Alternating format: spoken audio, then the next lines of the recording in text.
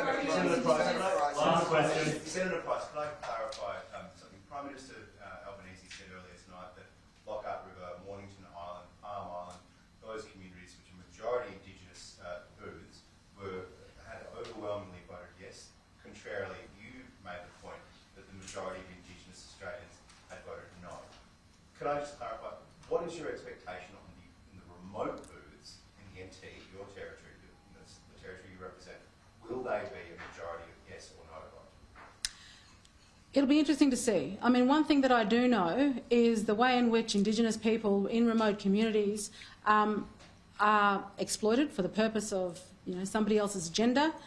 I think going ahead, we probably need to look at the way in which the AEC, the NTEC, conduct themselves when it comes to remote polling at elections, at referendums.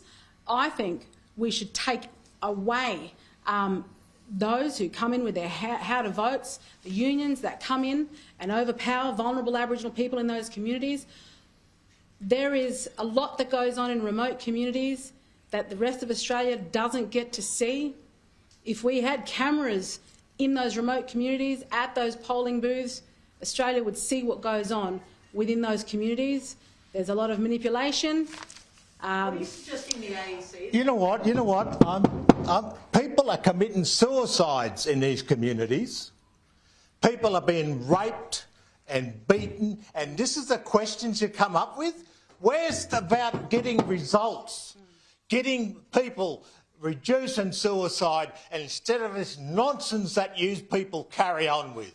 It's about time. We had a vote tonight that said Australians want to get things done.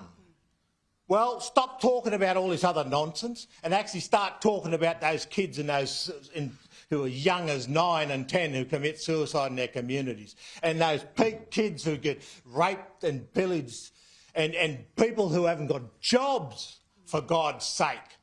Wake up to yourselves and start asking real questions and making governments accountable.